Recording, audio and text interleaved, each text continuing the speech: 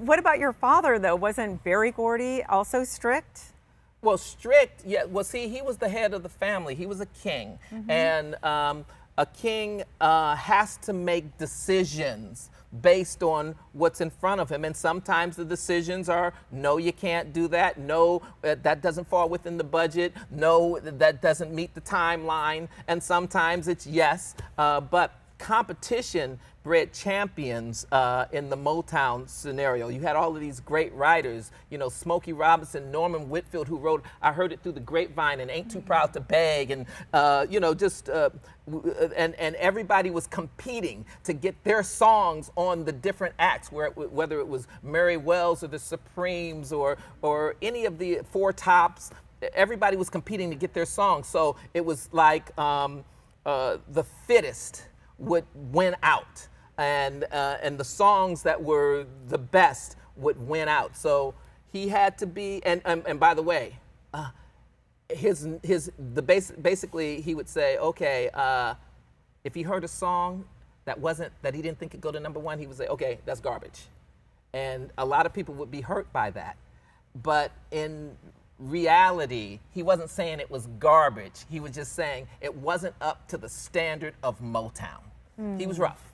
He was rough, but he was great. He was great, and he was rough at the same time. I heard that he only hired white execs. Is that true? Okay, first of all, that's not true. Okay. But wait a minute. I mean, but in the beginning, when he was putting together his company, we're in the 60s. You know, civil rights legislation hadn't been passed, and the fact of the matter is he needed to sell his records all over the United States. He needed to sell his records in the South. He needed to sell his records in the North, and he didn't want to have a black person going to the South to try to get into the rag jobbers and the stores and the merchandisers down there, and it would have been wrong because he didn't know who was hiding behind a Ku Klux Klan mask. He didn't know who was prejudiced, and he didn't want politics in his business. So he said, no, I am not going to hire black sales executives in the beginning because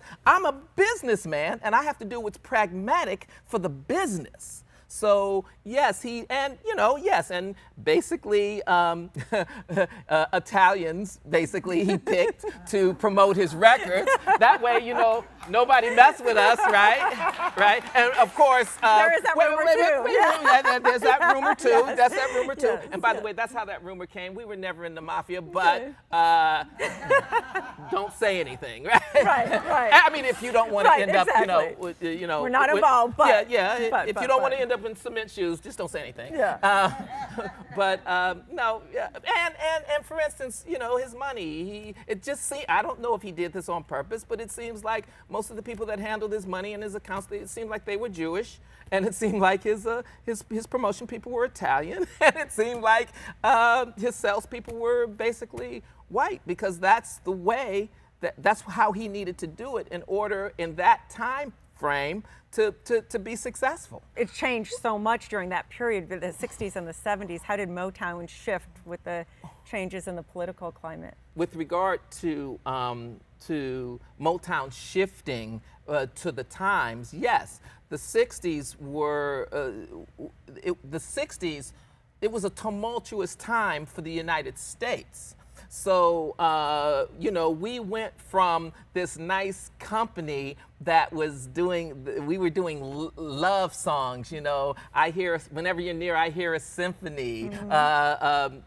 Do you love me? I can really move. I was made to love her. They were all, love songs and fun songs, but we were very clear on not wanting to be political and not wanting to be this company that people would say, oh, this black company is doing this and blah, blah, blah. So we were very cognizant of the type of material that we would put into the market. But as the times changed, and the Vietnam War and the president being shot and Martin Luther King being assassinated and all of this kind of stuff, then we changed with the times. So therefore we would put out war, what is it good for? Absolutely nothing, right?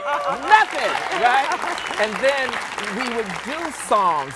We would do songs like What's Going On? Marvin Gaye did, you know, which is one of the great albums of all time, you know. He's asking what's going on. And then you had Stevie doing all of these now political songs, you know, You Haven't Done Nothing, which was, you know, basically talking about the president at the time, you know. And then you had Stevie Wonder, you know, focused on how you know, how can he help the world? You know, he got behind the Martin Luther King holiday and really did everything he could to get the visibility up and toured and did all of this thing to galvanize the public into, yes, this guy needs a holiday because he was a good-hearted person. He believed in, you know, goodness and truth and, you know, not the Vietnam War, all of that kind of stuff.